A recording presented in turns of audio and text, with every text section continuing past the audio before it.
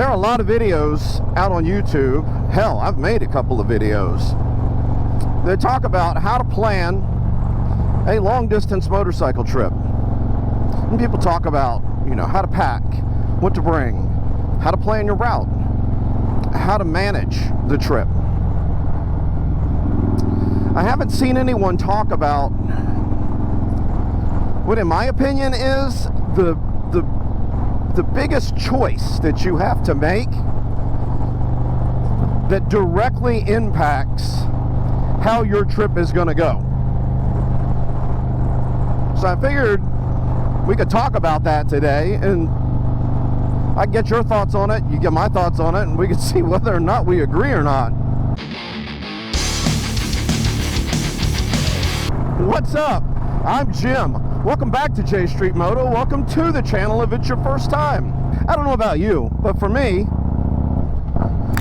one of the biggest things in my control that directly, 100% has an impact on how a long-distance motorcycle trip is going to go is who it is that I choose to take that trip with. In reality, there's kind of only two choices. One is you take the trip solo.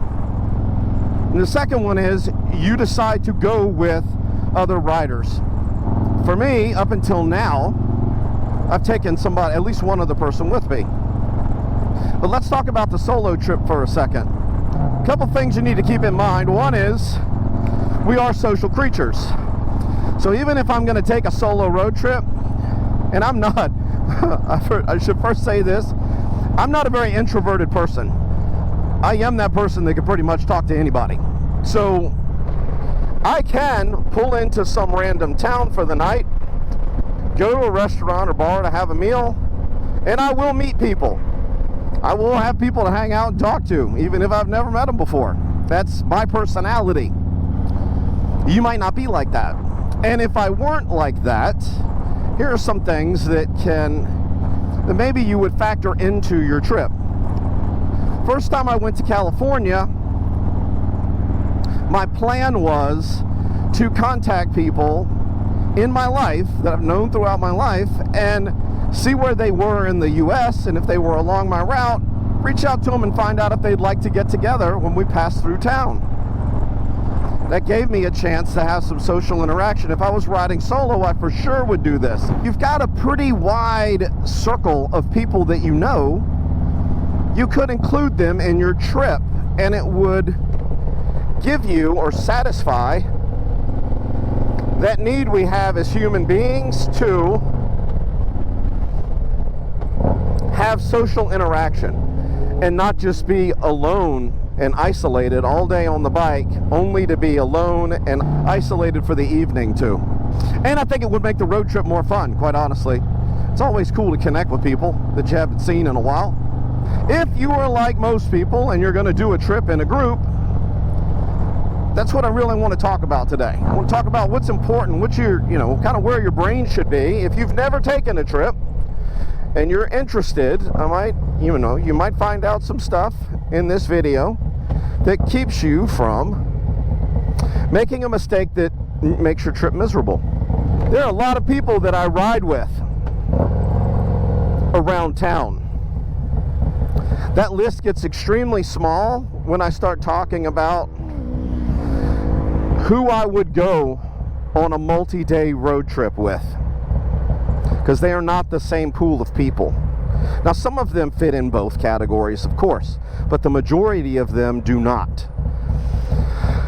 So riding around town is one thing. You can kind of tolerate anybody's riding style and personality for, an hour or two when you're scooting around town or going for a little 100-mile rip, maybe getting some lunch and then heading home. You can accept anyone into that. How do you pick the ones that you're going to go cross-country with or going to do multi-day overnight trips with?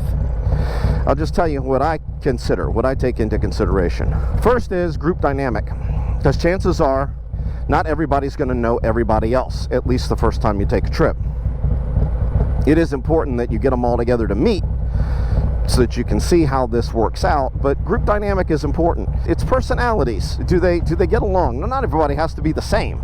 In fact, I find it's better when you're not the same, because that lends to the most fun, honestly. But you have to have some things that are kind of common ground. Got to have similar senses of humor, or at least have a sense of humor. You have to kind of want the same things from the trip. Riding mindset. What I mean by riding mindset is you all have a similar pace. If two of the people in the group, let's say you got 3 or 4 people going.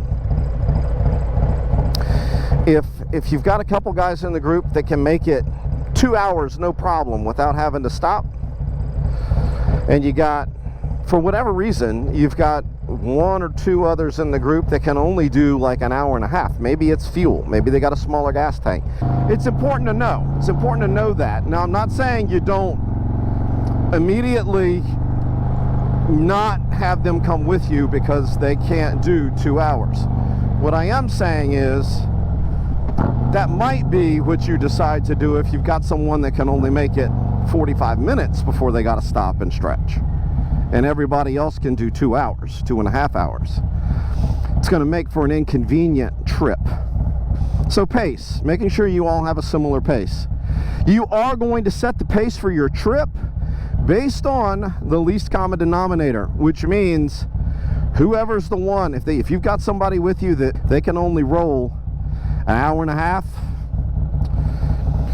before they have to stop, that is going to be your pace for the trip. You are going to be going an hour and a half, then you're going to be stopping for 10 to 30 minutes. And then you're going to be getting on and doing another hour and a half. And you're going to be stopping for 30 minutes. And that is going to affect everything in your trip in terms of how long you're on the bike during the course of a day and how many miles you are going to be chewing up during that day. So it's critical that you all kind of have the same pace, or that you at least know each other's paces and you're good with, everyone accepts the pace that's going to have to be for the ride. Another part of riding that comes into, and this one I think is a bigger one, there's nothing that's more frustrating to me than not everybody being on the same page with how you're going to ride. You're in a group, and there's safety that comes from riding in a group. When there's more than one of you on the road, you're more easily seen. That kind of all falls apart though if you've got someone in the group that doesn't ride as if they're part of the group. Their mindset is, well, no matter when I'm riding like an individual. I just happen to have other people with me. That causes big problems. That causes huge gaps in your group. And that's something you got to understand, because it frustrates me. The goal is, when you're group riding, it's pretty simple. There's a gap each rider maintains between them and the person in front of them. The guy in front's got more to do. He's got to know where the hell you're going. He's got to be paying attention to that so you don't miss exits or take the wrong exit. Don't miss turns and take the wrong turn. And he's setting the pace. The guys behind him, their job is, I'm just maintaining the gap to the guy in front of me. And that gap, it's about a bike length and a half. And we do tend to ride staggered.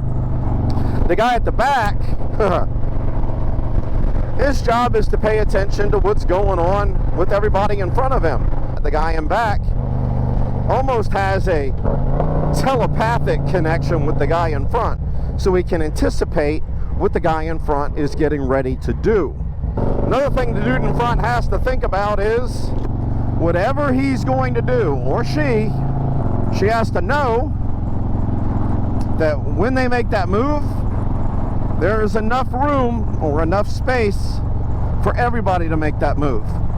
Or it's something where people have to do it one at a time, but the person in front is going to stay on it to make sure that they're not making it impossible for the person to not be able to make the move at the back of the pack. In other words, you don't pass someone and then immediately get over in front of them and slow back down, because you don't leave room for the people behind you to do the same maneuver.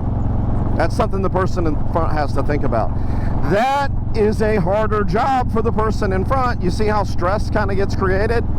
That's a harder job for the person in front when the person at the back or the person in the middle is one of those that isn't paying any damn attention to the gap and they're lagging back. That's somebody that's not riding like they're in a group. That's somebody that's just out for a Sunday roll and they want to ride like that. And that's fine. Hey, you know, if that's the way that person is, then I suggest they ride solo. Because it's frustrating to the rest of the group. The group has to move as a unit. So you got to understand your riding styles. You got to understand the group dynamic. You don't necessarily all have to get along or be besties. But when it comes to the things that happen on the road, you got to all be on the same page. And if you're not, it's going to lead to not so pleasant road trips. At least that's been my experience. And some of it, honestly, is setting expectations with the other people you're riding with. I mean, you get together anyway to plan the trip, so when you're planning the trip, lay out what's expected. Lay out, look, you know, this is how we're going to ride. You need to be in the same mindset. You need to have the same focus. You need to be willing to do this. If you're not, maybe this isn't the right trip for you to take. There's no harm in that. That's better than having your trip ruined because someone's not on the same page. Sometimes it's a group consciousness or a group consensus that comes into play during the trip. I've been on trips where we've had to cut the trip early. We've had to leave where we were earlier in order to attempt to avoid the worst part of weather, going where we had to go next. I've been on trips where, as a group, we had to decide we can't ride any further today. We have to have a different plan for getting the motorcycles from where we are now to where we need to be tonight to keep with our schedule. You got to have people with you that understand that. You got to have people with you that go, you know, I guess what I'm saying is we all have that, oh, I can ride in it mentality sometimes. I know, I've been there. I've done it. I have ridden in weather that after I got done, we were all like, one of us should have tapped out so the rest of us could tap out because we shouldn't have been riding in that shit. You got to have that right mix and dynamic among the guys that are riding, or girls that are riding in the group. Basically, you need to know that everybody that you're going to go on a group ride with, especially multiple days, is willing to do their job every day, day in and day out, for the length of your trip. And if they're not, maybe they aren't the right one to include in the group. That's kind of what you got to know. And it's been my experience, if you know those things, and if they are true, no matter what happens on your trip, you're going to have a good trip. If they're not willing to do that, everything can go perfect on the trip and you're still going to come back with a bad taste in your mouth. That's just my experience. Keep that in mind the next time you're planning a trip. This is, in my opinion, the single most important decision to make. I think it's more important than any other choice you make when it comes to going on a trip on a motorcycle. I think it's the single most important decision you make. That's it. That's what I had for today. I appreciate you guys watching. I really do. I appreciate everyone that comments, that likes the video, that has subscribed to the channel. I don't say it enough. We're at almost 3,000 subscribers, and back in 22 when I started creating content regularly on YouTube, if you had asked me, you know, at some point you're going to have 3,000 subscribers, I'd tell you you're smoking crack. There's no way that's going to happen. And yet, I'm banging on the doorstep of it. I really am. And that's because of you. It is. If you're watching this video and you subscribe to the channel, you have contributed to that. If you haven't subscribed, maybe consider doing so. Like the video. Comment. Please comment. I like hearing from y'all. Share it with your friends. If you feel uncomfortable making a comment, you can email me at jstmoto22@gmail.com. That's jstreetmoto, all one word, 22@gmail.com. I'll even put it up on the screen. You can email me your question if you don't feel comfortable asking it in the comments. I respond to every email and I respond to every comment personally. Let me hear from you. Get out there and check on your friends. It's getting to be that time of year. It's middle of November, and we're getting ready to be in the holiday season. It's a time of year that a lot of people can kind of get depressed and get down. So maybe check on your buddies, check on your friends. You never know. Well, it doesn't take long to send a text, doesn't take long to call. Hell, get together with them. Go for a ride if they ride. Get out and put some miles on your bike before it gets too cold.